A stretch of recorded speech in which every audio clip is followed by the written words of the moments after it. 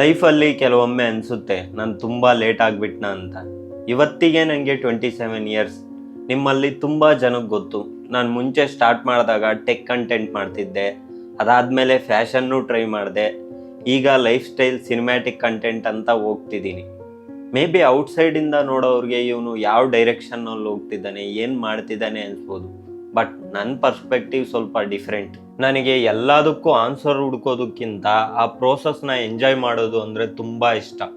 Tech content try ಮಾಡಿದೆ, ಯಾಕಂದರೆ ನನಗೆ ಗ್ಯಾಡ್ಜೆಟ್ಸ್ ಅಂದರೆ ತುಂಬ ಇಂಟ್ರೆಸ್ಟ್ ಇತ್ತು, ಅದ್ರ ಮೇಲೆ ಟೈಮ್ ಸ್ಪೆಂಡ್ ಮಾಡ್ತಿದ್ದೆ.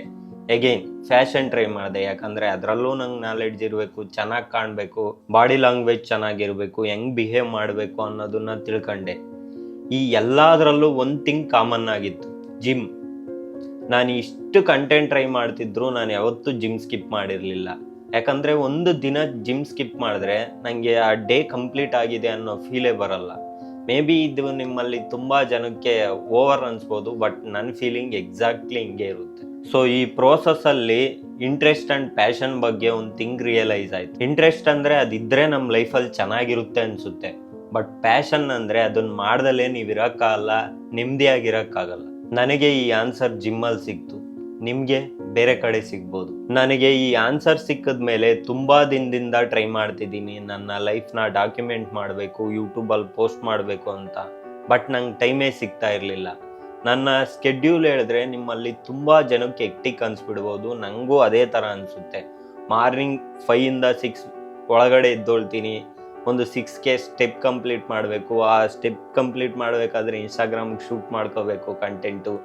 ಅದಾದಮೇಲೆ ಮನೆಗೆ ಬರ್ತೀನಿ, ವಾಯ್ಸ್ ಓವರ್ ಕೊಟ್ಟು ಇನ್ಸ್ಟಾಗ್ರಾಮ್ಗೆ ಎಡಿಟ್ ಮಾಡ್ತೀನಿ. ಅದಾದಮೇಲೆ ಮೀಲ್ಸ್ ಪ್ರಿಪೇರ್ ಮಾಡ್ಕೊಂಡು ಅರ್ಜೆಂಟಲ್ಲಿ ಆಫೀಸ್ಗೆ ಹೊರಡಬೇಕು. ಒಂದು ಸಲ ವರ್ಕ್ ಎಂಟರ್ ಆದಮೇಲೆ ನಾನು ಬೇರೇನೂ ಥಿಂಕ್ ಮಾಡೋಕ್ಕಾಗಲ್ಲ, ವರ್ಕ್. ಈವ್ನಿಂಗ್ ಒಂದು 7 o'clock ಹಂಗೆ ಜಿಮ್ ಹೋಗ್ತೀನಿ, ಅಲ್ಲಿ ಒಂದು 1.5 hour ವರ್ಕೌಟ್ ಮಾಡ್ತೀನಿ. ಬಿಕಾಸ್ ನನಗೆ ಈ ಎಲ್ಲ ಸ್ಟ್ರೆಸ್ಸಿಂದ ರಿಲೀಫ್ ಕೊಡೋದು ಆ ವರ್ಕೌಟ್ ಟೈಮೇ. ಅದಾದಮೇಲೆ ರೂಮ್ಗೆ ಬರ್ತೀನಿ, ಡಿನ್ನರ್ ಕಂಪ್ಲೀಟ್ ಮಾಡಿ ಏನಾದರೂ ನೆಕ್ಸ್ಟ್ ಡೇಗೆ ಪ್ಲ್ಯಾನ್ ಮಾಡಿ ಅದಾದಮೇಲೆ ಮಲಗೋದೆ. ಇದೇ ನನ್ನ ಲೈಫ್ ಸ್ಟೈಲ್ ಇರುತ್ತೆ. ಇದು ಎಷ್ಟು ಜನಕ್ಕೆ ಎಷ್ಟು ಬೋರಿಂಗ್ ಆಗಿ ಅನಿಸ್ಬೋದು, ಬಟ್ ನಾನು ಈ ಬೋರಿಂಗ್ ಲೈಫ್ನ ತುಂಬ ಎಂಜಾಯ್ ಮಾಡ್ತೀನಿ.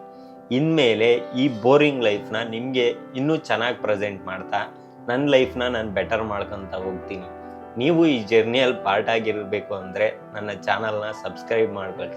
ಆನೆಸ್ಟ್ಲಿ ಹೇಳಬೇಕು ಅಂದರೆ ನನಗೆ ವಿಡಿಯೋ ಪೋಸ್ಟ್ ಆದಮೇಲೆ ಲೈಕ್ಸು ವ್ಯೂಸ್ ಬರುತ್ತಲ್ಲ, ಅಲ್ಲಿ ಸ್ಯಾಟಿಸ್ಫ್ಯಾಕ್ಷನ್ ಬರಲ್ಲ.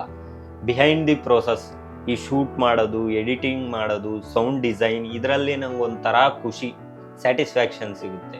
ಸೊ ಅದರಿಂದನೇ ಎಷ್ಟೋ ಜನ ಇಷ್ಟು ಲೈಫ್ನ ಕಾಂಪ್ಲಿಕೇಟ್ ಮಾಡ್ಕೋಬೇಡ ಅಂದ್ರೂ ನಾನು ಈ ಪ್ರೋಸೆಸ್ನ ಎಂಜಾಯ್ ಮಾಡ್ತಿದ್ದೀನಿ ಅಂತ ಅವ್ರಿಗೆ ಅರ್ಥ ಮಾಡ್ಸೋಕ್ಕಾಗಲ್ಲ. ಸೊ ಅವ್ರದ್ದು ಮಿಸ್ಟೇಕ್ ಇಲ್ಲ, ಯಾಕಂದರೆ ಅವ್ರ ಲೈಫ್ ಸ್ಟೈಲ್ ಡಿಫ್ರೆಂಟ್ ಆಗಿರುತ್ತೆ. ನನ್ನ ಲೈಫ್ ಸ್ಟೈಲ್ನೇ ನೋಡಿ ವಾಯ್ಸ್ ಅವಾಗ ಹೊಗೆ ಆಗುತ್ತೆ. ಎಗೈನ್ ರೀಟೇಕ್ ಮಾಡ್ಬೇಕು ನಾನು, ಯಾಕಂದರೆ ಅವ್ರದ್ದು ತಪ್ಪು ಅಂತ ಹೇಳೋಕ್ಕಾಗಲ್ಲ. ಅವ್ರ ಲೈಫ್ ಸ್ಟೈಲ್ ಚಾಯ್ಸಸ್ ಡಿಫ್ರೆಂಟ್ ಆಗಿರುತ್ತೆ, ನನ್ನ ಚಾಯ್ಸಸ್ ತುಂಬ ಡಿಫ್ರೆಂಟ್ ಆಗಿರುತ್ತೆ.